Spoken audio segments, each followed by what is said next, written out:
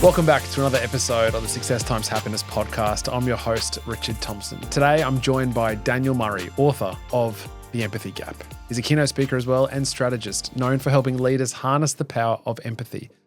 Daniel's journey from corporate consulting in Sydney to building his own practice is proof that leadership is about more than numbers. It's about trust, vulnerability, and genuine human connection. In this conversation, we dive deep into why empathy isn't a soft skill, but a critical capability for high-performing teams. Whether you lead a business, a family, or yourself, today's insights will stay with you.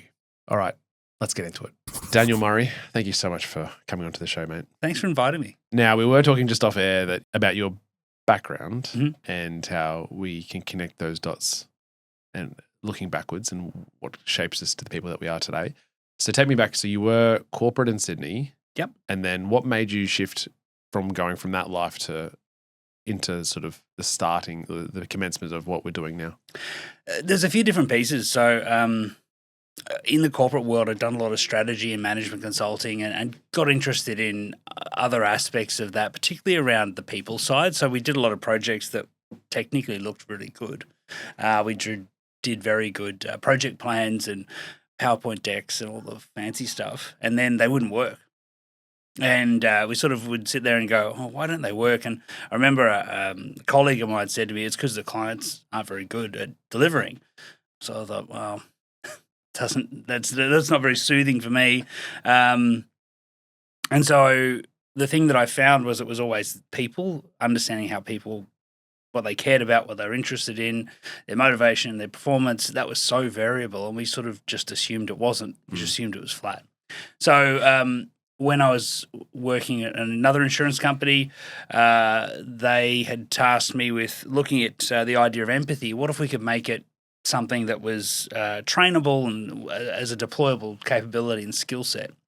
And so I did quite a bit of research, and by the time I came back to that leadership team, they said, oh, we're too busy, don't worry about it. And so I thought, well, actually, I think there's something really useful in this. Yeah. And I think it could help people, particularly like me, people who are quite analytical and who like the logical, rational side. Often people and the people skills can, we term it as soft skills. We term it as,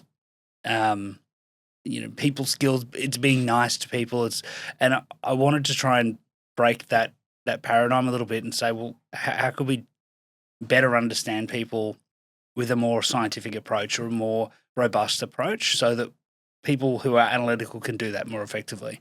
Yeah, okay. And so that sort of shifted your mindset to go out on your own and do your own consultancy around this space? Yeah, I'd always loved the idea of professional speaking, so getting on stage, sharing ideas, sharing stories. I found that was really motivating and moving for me. And so I'd liked that idea since early on and thought if I could build my own practice around speaking and training and doing some workshops and helping organizations that way, then I'll give it a go and see where that leads. And then the book. At what point did you decide I'd like to start writing? Yeah, it's a funny thing because people, since you write a book, a lot of people have said, oh, it must take a lot of commitment. How long did it take? There was never a day I pressed play and said, now I'm writing the book, and then there was a sort of finish. It was more of writing articles, writing papers, collecting thoughts. Yeah. And so when it came time to actually put it all together, it was a process, but it didn't feel like it was a hard job of sitting down and slogging out a book. Sure. It was more of just putting the pieces together of a big puzzle that I'd sort of been collecting and adding pieces in between. And look, I'd been writing this book for a while. I actually self-published another book because I kept going down this tangent, and so I thought I'll just get rid of that tangent and create that. And then, I sort of put this book almost all together before a friend of mine said, hey, why don't you go and talk to publishers at Wiley, see if they want to publish it, and then they took it on board straight away, and it all sort of moved from there. And it's been so widely celebrated and accepted in terms of the content of what you've been able to put down in paper. And that, for me, shows that there is a gap. I mean, pardon the pun, but there is a gap in society and leadership that people want to learn more about empathy and being empathetic. Why is that the topic here? Why is it something that it struck you so fondly to go, this needs to get in writing, this needs to be a toolbox almost of how to become a more empathetic leader? I think part of the challenge is we're surrounded by numbers and metrics and more than we've ever been in human history. And we often get quite a lot of comfort from that, being able to measure performance. Whether you're an athlete these days, athlete these days have whoop straps and all sorts of things attached to them, and they've got so much data they can use. We forget sometimes, though, is the things that really motivate us are actually things like passion and love and emotions and all of these things that are not very easy to measure. How much do you love someone? You could give me a number, it just doesn't mean anything. Yeah. And so if those are the things that really motivate us and drive us, then we need a way in which to understand those types of emotions inside other people. And so I think what happens in workplaces, we get so fascinated with the numbers and we think, oh, well, that stuff's messy and hard. Let's just pretend it doesn't exist. But when the tide turns on people trusting you or not trusting you, then all the numbers in the world don't matter. Yeah. And so it's really about helping, I think, as we move into a society where the numbers are going to be managed by AI and algorithms and technology, what are the people going to be left to do? Well, they're going to have to understand the people. And that's the sort of messy world that this book really aims to, that my work really aims to help leaders with. How do you understand the people better? I've recently come across the great work of leading teams. So that's a company that works closely with corporates, but also a lot of AFL teams.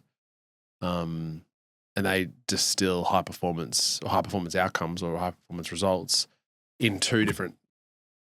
The top of the tree is the high performance outcome or high performance team, and then underneath that equally it's the quantitative measure, which is what you've talked about all the metrics. And in AFL, it's kicks, marks, handballs, and goals and behinds. And the other side is the soft skills, or but they're equally important because you don't want. It's not sustainable for high performance to create a great outcome, but how we go about it, how we behave internally and how we behave as leaders, but also as people within the group, that needs to be in line or aligned with the common goal. And so part of that, how they see it, is about genuine relationships and being able to have, it's a three element side of it. And I'm probably butchering this. So I'm actually, we'll see how we go here. But one is behaviors. Yeah. So what are the behaviors that each member of the team and the leaders operate by? One is strong relationships, and one is genuine conversations, which is not hard conversations, but genuine conversations. And so the bottom two bits for me is where your incredible book and your incredible work on empathy really hit home. To be and also behaviors, but it for me, like it's so critical to be able to have a highly functioning, trustworthy, as you said, team environment. You can't have that without empathy. No, you're exactly right. The thing with trust is when you say the word, everyone sort of nods and goes, "I know what you mean." But then if you say, "Okay, define it for me," what's the formula for it? Like, tell me someone you really trust. Tell me exactly what they did to build the trust. You don't really know. Like, it's not something that if someone, builds wealth, they can map out exactly what the formula is. But building trust doesn't work that way at all. And it's because it's driven by an emotion. It's driven by a subconscious part of your brain that looks at someone and says, is this safe or not safe? Is this okay or not okay? And it works in lots of gray. And so when you're building a team together, people understanding what each other does gives us some comfort. When you drive on the road, we have traffic signals, we have rules that give you some comfort that everything's going to be okay. As soon as something goes slightly wrong, everyone freaks out, like it becomes chaos. In any team you work in an organization, the same thing applies. You can set as many rules and processes and systems, and they are good and they will help. As soon as something goes wrong, it becomes, do we trust each other enough to keep going fast? Do we trust each other to know that things are going to be okay and we've got each other's back? Or do we grind to a halt like the traffic because I don't know what this person's going to do in front of me or behind me or beside me? And so the challenge I always ask leaders is, how often do you think things are going to go sideways? Well, you should expect all the time, right? In any organization, any business, the time which things could go a bit off kilter will happen constantly. The same in AFL teams. You can have the best game plan you like, but something's going to change. And so that's really where, as a group of people, how well we can interact, trust, connect, have that trusted relationship becomes really vital, because it allows us to keep going fast, keep performing, keep doing the things, having each other's back, and adapt quickly. Unfortunately, while sport's a really good analogy, it's far too simplistic. It has a start and an end date. Well, it's a finite game, right? Very finite. And whereas everything else in business and in life is infinite. It is infinite. The other thing is there's a clear set of goals and outcomes. There's a clear winner and loser. That's not at all how the rest of the world works. And so we have to be far more adaptable. Yeah. We have to have far more trust. And unfortunately, I think we often see the opposite. We see sporting teams that are highly trusted, highly care about each other, and organizations, corporates, where, people, we have horrible court cases and terrible behaviors, and people treat each other mercilessly. And it's a pretty sad reality for a lot of organizations. So you've previously said that empathy is understanding the reasons why people do what they do. Why is that a missing ingredient? Far fewer people actually understand why they do what they do, or interrogate why they do what they do, as much as we'd like to believe we do. Is that a prerequisite to be empathetic to others? Do you first have to have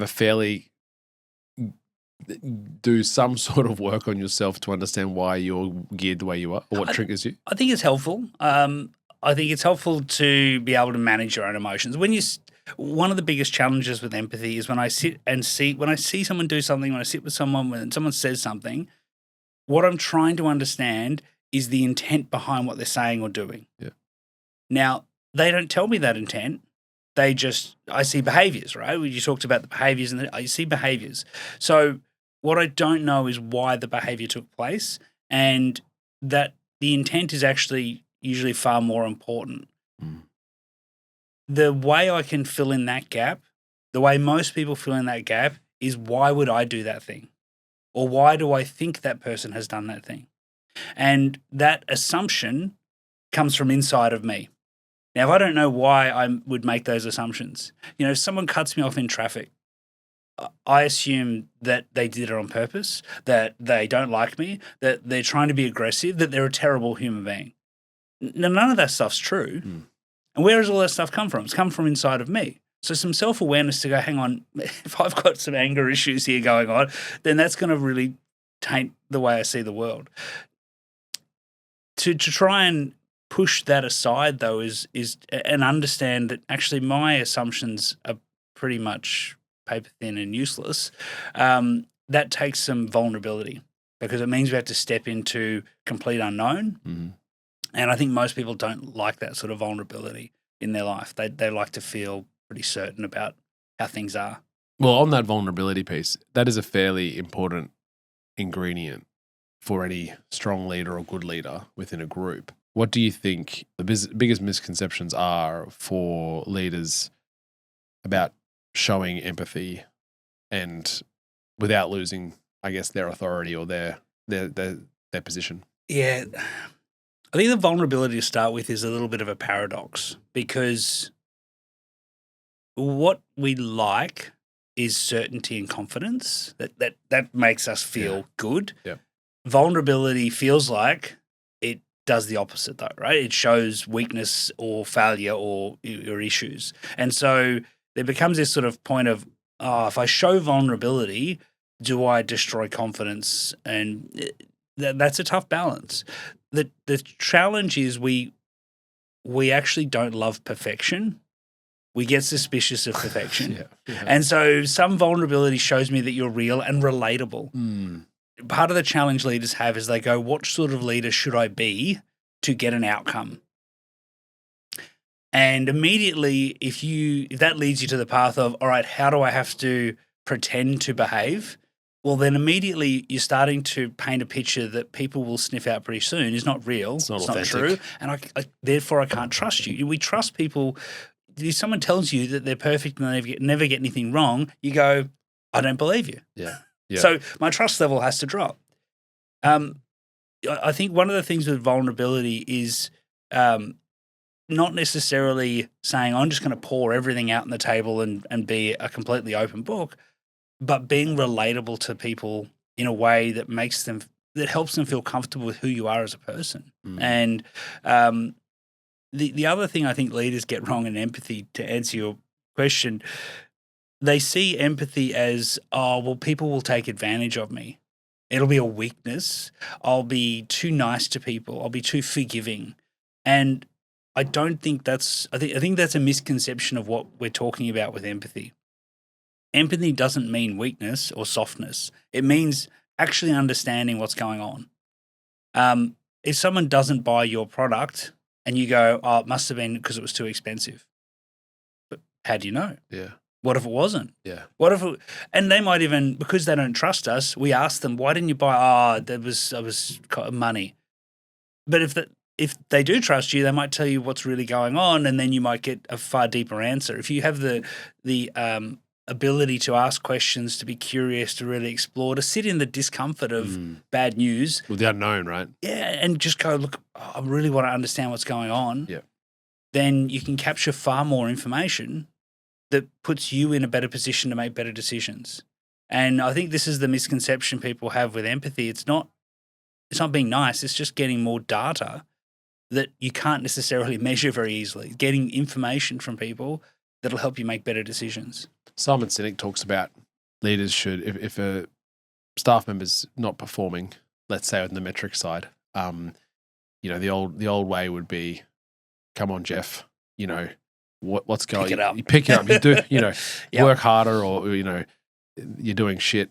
So you need to improve, or, your job might be on the line here, versus going in and going, Jeff, your performance this month is off a cliff. Like, is everything okay?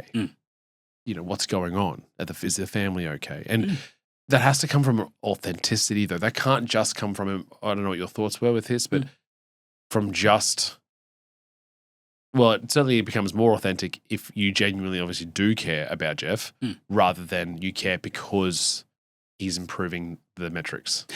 So let me ask you, if as a leader, when you go in to have this, and this is where I think we look at these interactions as transactions, and they're not transactions, right? If Jeff's underperforming, I'm going in to talk to Jeff. Jeff knows if I care about him or not before I walk in the room. Oh, yeah. Right? Before I walk in the room. It's not going to, and this interaction might be what I call a big elephant moment, a big emotional moment, absolutely. But it's not the first interaction we've had, right? This is not a one. One of the things I do a lot of work around is how do you give hard feedback with empathy? And what I would often say to people is, I can give you a script. I can write you the words. But the relationship's going to make all the difference. If someone you don't trust gives you a beautifully worded piece of feedback, you still throw it away. Yeah. And in fact, if you don't have that genuine relationship, then any sort of criticism is going to be met with adversity or animosity or just reluctance, Absolutely. And so often people will say, I give really rigid, I do the first thing that Simon talked about, the old school. I do that because the rules, the numbers, the metrics, the data, it's not, it's objective, right? No subjectivity. Yep. There's no emotion. It's not, I don't like you. It's just black and white. Cool. But no one cares about it. Right? No one's got an emotion towards it. And actually, one of the things we hear all the time is leaders say, I'll leave your emotions at the door. Okay, so you want me to leave my passion, my concern, my care, my going the extra mile, putting in all the discretionary. You want me to leave that? Really? You just want me to come in apathetic? That doesn't sound like a win for anyone. Mm. So because I'm so scared of that emotional content, I leave all of the, just go black and white, or I pendulum swing to the other way and I just go, I won't say anything. I'll let it go. I'll just be nice. I'll smile and nod. We'll pretend Jeff was going to be okay soon. I'll cover for him. We'll make the team cover for him. And both of those things set us up for failure. Instead, I think, as Simon said, you've got to have that conversation of, hey, the reality is the numbers aren't working. Something's not right. I'm really keen to understand why, because I want you to get there and be successful. At the heart of this, though, you've got to care about them. And as I'll say to lots of leaders, if you don't care about them, don't lead them. You don't have the right to lead someone if you don't care about them. Doesn't mean you have to be besties. Don't have to go on, holidays together. You've got to want them to be successful. And, if you find an AFL coach that doesn't want their players to be successful, then you'll find one that is on a winning team. Yeah. Hey team, just popping in to say thanks for listening. If you're enjoying the episode, please take a second to like or follow the show and share it with a friend. It's the best way to help us grow and keep bringing you more great content. All right, let's get back into it. How do you foster that, or is there a way to progress that relationship of trust? I know that we talked about how it's there's not a formula for it, but if you need to give feedback or have that difficult conversation with somebody who you're only just starting to develop that relationship or that connection or that trust piece, is there a way that you can quicken up that process? Yes and no. So what we know with people is that there is no one size fits all. And whenever you meet someone, they're going to bring in a whole bunch of assumptions that come from their past. One of the things I would recommend if you're trying to do that process is set expectations really clearly up front so that they don't have surprises. So if I'm going to bring my team in, and let's say we're building a project team. So we've not worked together. We've got to work together. What I want to do early on is go, look, let's set some ways in which we can expect each other to behave. Let's set some expectations. Let's set some commitments around things that we're going to do together, how we're going to work, what you can see from me, what can I see from you. Because the expectations mean that we're all in the same playing field. We start to sort of get a bit of a sense of what to expect of each other. When we don't do that, and you send an email at 10 p.m. at night, and my old boss used to do that and would expect me to respond at 10:04, right? Then I get really worried and go, oh, I better respond to this email. And then in my head, the storyline, this narrative starts to form. Oh, Richard's just out to get me. He just wants me to respond. He's going to work me all night. You might be sitting home going, I just, had 5 minutes, so I'll just pop off this email, get to me tomorrow. Yeah. But you can see these narratives start to diverge. The storylines start to unravel in different paths, and the trust starts to get strained, right? Yeah. Whereas if I can say, hey, look, here's how we can expect of me. I like to work like this. I'll shoot off emails, but I do not want you to respond. If you respond at 10:04, I'll be disappointed. Right? I want you to. This is how. At the very least, I don't. It does not impact me. Right. Whether you respond immediately or tomorrow. Exactly right. Yeah. And maybe I'll even write that in the email. Yeah. Hey, look, sorry, team. I just had 5 minutes and I just firing off some thoughts and putting them down. No pressure to respond. And people go, oh, shouldn't they just assume that? Well, no, they shouldn't just assume that. Yeah. So again, it's this sort of clarity, and as a leader, really leading that dance with the openness and the clarity and it's not even necessarily vulnerability as much as it's transparency of what's going on in your head. As a leader, and let's say you're a leader that is on this path and certainly is open to this idea and does show empathy, but it's obviously a work in progress, as we always are. But if you've got team members who don't, who are very quick to judge others, not yours necessarily, but others' actions, and how best to manage that scenario? We talk about here like the exponential effect of it bringing new people into the team. So we're a relatively new company. Yep. We've grown relatively quickly. And so every new human that comes in, the connections between each person and themselves. So there's a connection with you and I. There's two connections: how I view you, how you view me, right?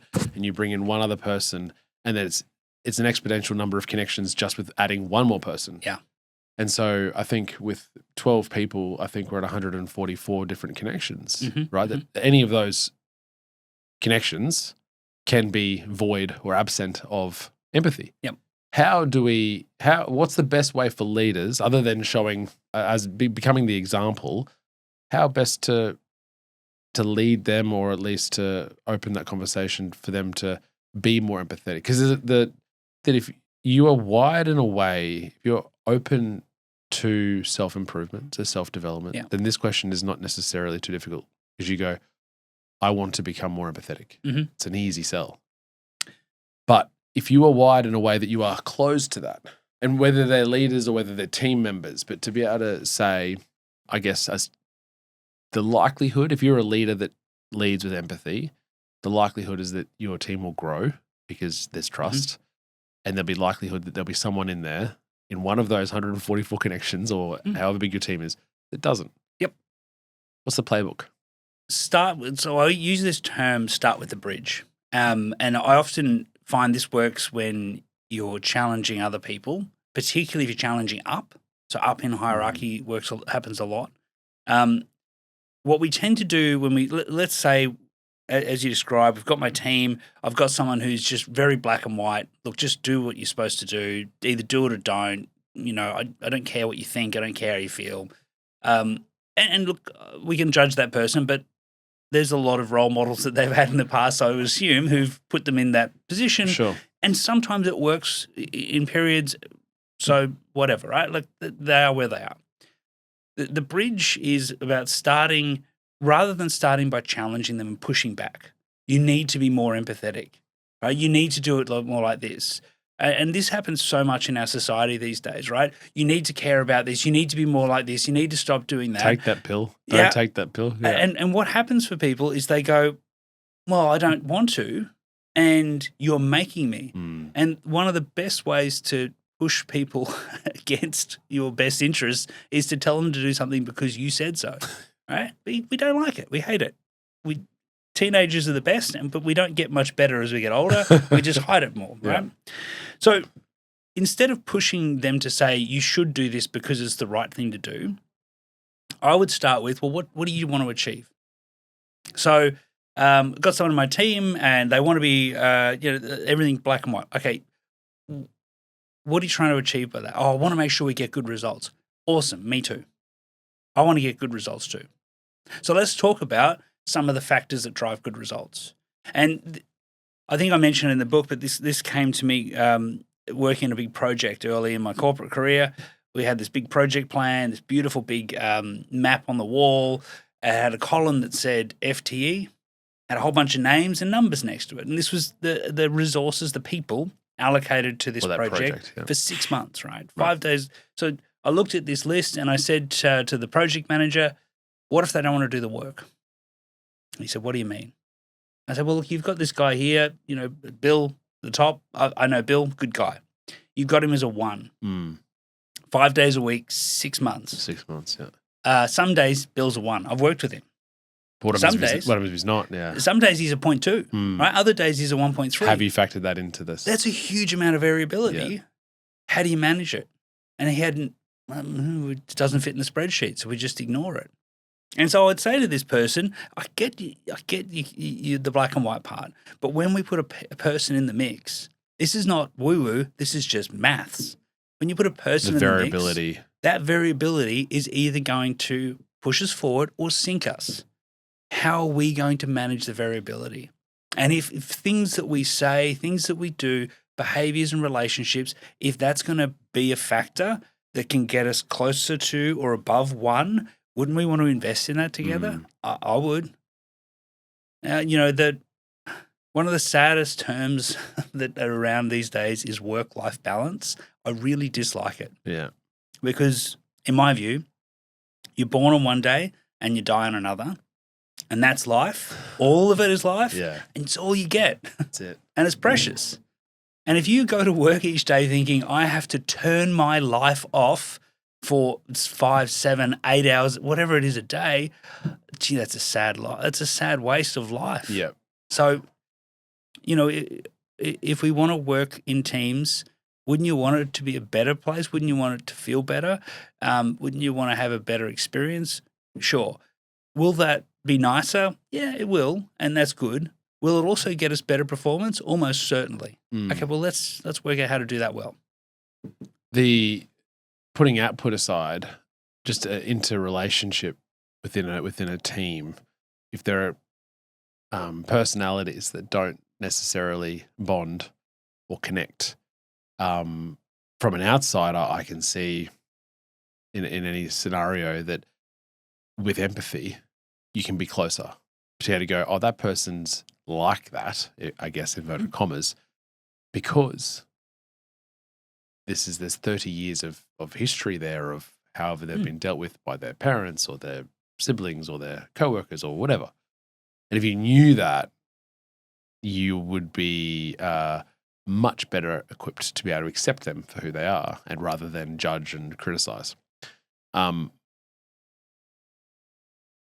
Is it the case where you need to just bring in blind empathy to avoid that judgment, or do you need to dig into that to get the answers to then to satisfy yourself that they aren't just a wanker? I think the first part is conscious curiosity. So you have to push yourself past your own assumptions, and your assumptions are incredibly fast. They use very little, brain Data, energy. yeah. Very fast. We're really good at using them. We use them more often than we even notice, and it's about being able to try and park those. Now, again, what I would say to people is don't try and empathize with everyone all the time. You'll exhaust yourself. You'll be a complete mess. It's really hard work. If you want to do it well, if you want to be nice to everyone, sure, go. Fill your boots. That's easy. But if you actually really want to understand people, it takes quite a lot of effort. Sure. It takes discomfort. It takes pushing you into those unknown spaces. And so when I'm working in my team, I look at someone and don't get along with them. There's not a natural we don't finish each other's sentences. But here's the good thing. They'll see the world very differently to me. They'll have ideas, they'll have thoughts, they'll have innovations that I'll never, ever see. So there's a positive to that. It's a real positive. I call it the diversity paradox. We like to work with people who are like us. Yes. We need to work with people who are not like us, but it's hard. Yeah. Easy to work with people who are like us. Easy, fun, but we don't see enough of the world. We don't progress. So it's about taking that effort to go, I wonder what's going on with them. I'm going to ask them some questions, and I'm just going to listen to their answers, and I'm not going to judge or assume. And look, I think the beautiful thing is throughout history, in these diverse melting pots across the world, we've seen people with incredibly different views and perspectives come together to form amazing cities and towns and companies and all sorts of wonderful things. But once we stop being curious and really trying to understand each other, once we start drawing black and white lines and having assumptions, then we can see the worst of humans. Then we can see that sort of the horrible side of what we can do to each other. Yeah. And so the real malevolent sort of absolutely acts. I'm right and you're definitely wrong, because what we do is we see people we agree with and we forgive all of their problems and their issues and their shortcomings because we like them. And we see someone we don't like, and even if they do something good, we think that must be just a bit of luck or a mistake. And we judge everything they do as being wrong and evil and bad. And once we start to create that black and white view of the world, it just becomes a darker place for all of us, I think. And that, I guess, is your view, the latter example. You're bringing your perspective as if you're the center of the universe. And you're going, well, that's my rule. My way is law. Yeah. is canon, and anyone else's view to the alternative is not great. You could argue that you are the center of the universe because your reality, right? We don't understand consciousness that much, and I don't want to try and get down there because it's a messy world. But your reality is created by your brain. It's not out there. It's in here. It's created by your brain millisecond by millisecond. Yeah.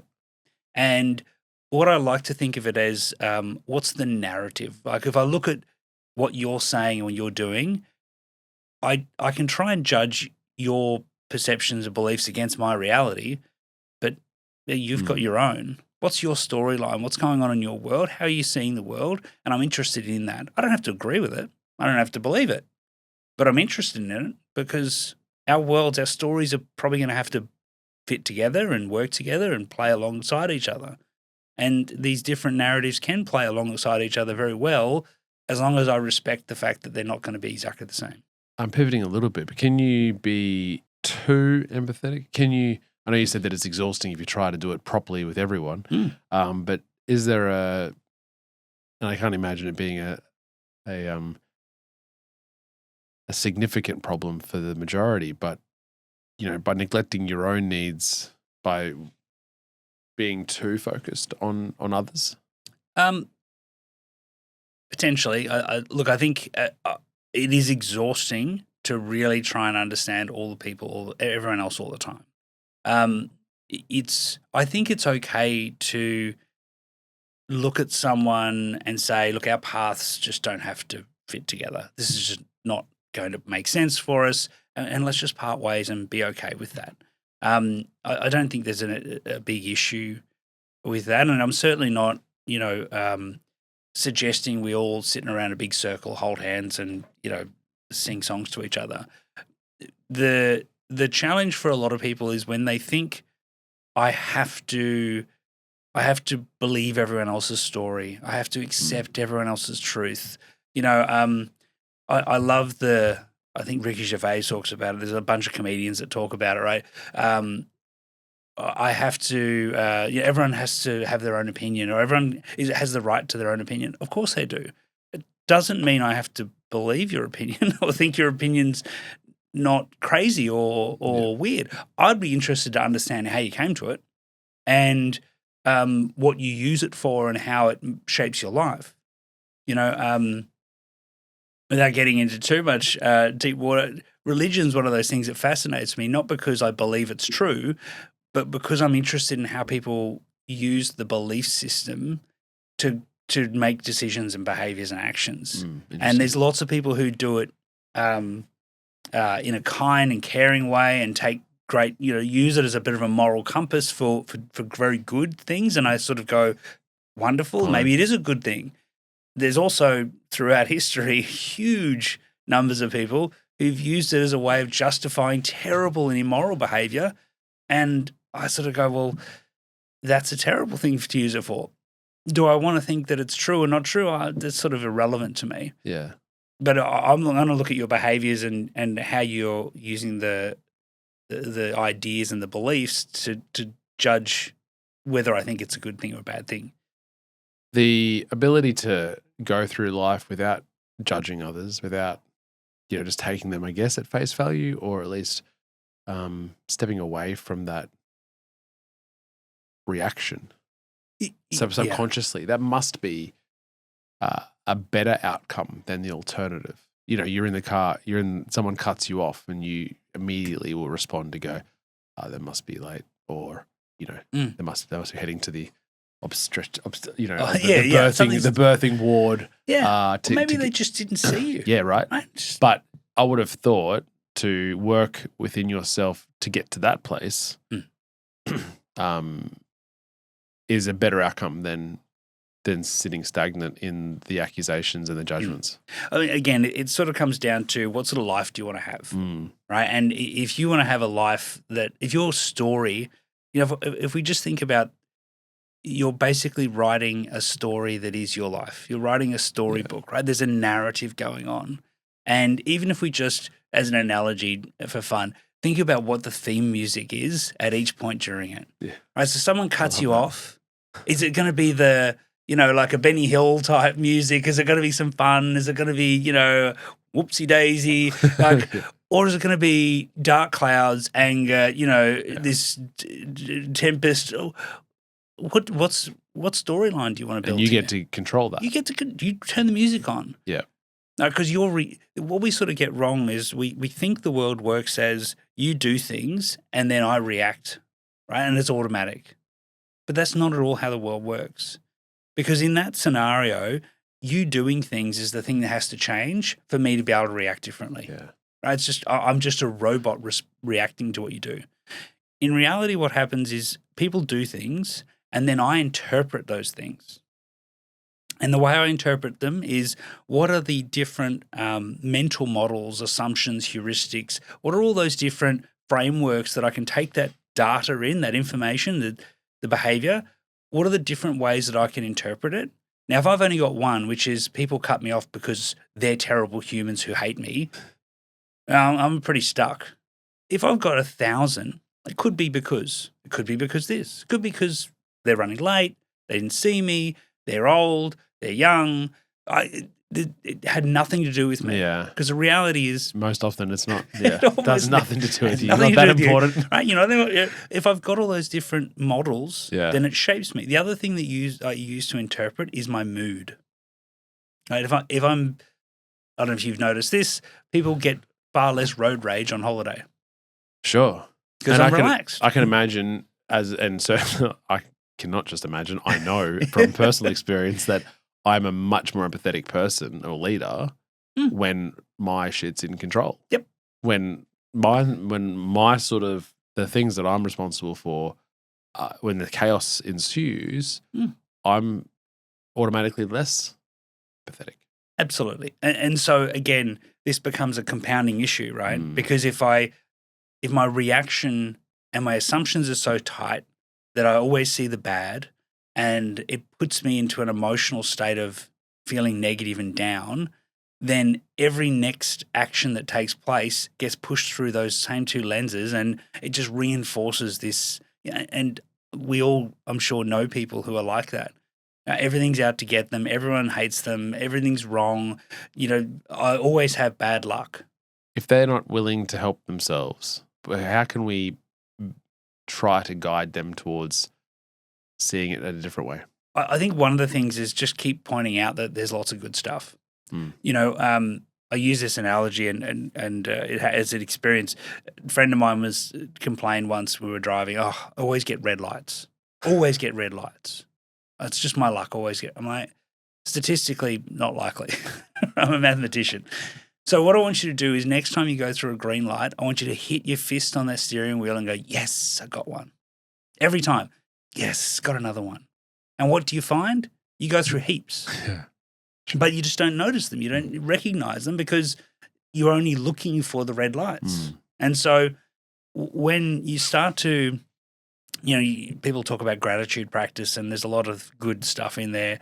I love the work that the Resilience Project does around this sort of stuff. But what it does is it starts to just highlight to the brain that there are lots of experiences that you're ignoring. And, in a team, when you're working together, giving each other a bit of gratitude, one, it helps you think about the positive things that everyone else does and go, actually, there's a lot of them. The other thing it does is it actually demonstrates that people notice the good stuff that I do, even if I don't notice it sometimes. I often, and this is one I'd recommend for all leaders, give your people handwritten notes to say thank you for the work they've done. And handwritten, don't do it all the time, but when there's something meaningful, when they do something that's exceptional or good or just live the values of your organization really well, handwrite a note and give it to them. And the reason I think this is so interesting is when I run workshops around this, I'll ask the audience, so who's ever received one? And you'll get quite a few hands go up. And then I'll say, keep your hand up if you still have it. No hands go down. Wow. They all keep them. And I'm, black and white sort of thinking, that doesn't make any sense. It's not worth anything. It's a piece of paper. Why wouldn't you throw it in the bin? Oh, I can't. Can't throw it away. Why can't you throw it away? Because it has meaning. I care about it. It demonstrates someone cared about me. And so you start to go, right, if I'm going to be a leader, how do I make sure I demonstrate the care? Yeah. How do I make sure we imagine an organization where that sort of thing happens all the time. And in some ways, it's not hard to recognize. If you think about AFL teams, what do the players do at the end of each game?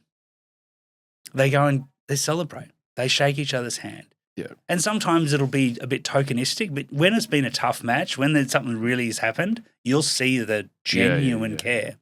That's what we're talking about. How do you embrace that sort of idea inside your organization? Daniel, thank you so much for coming in and sharing. Certainly recommend. We haven't had too many authors on the show.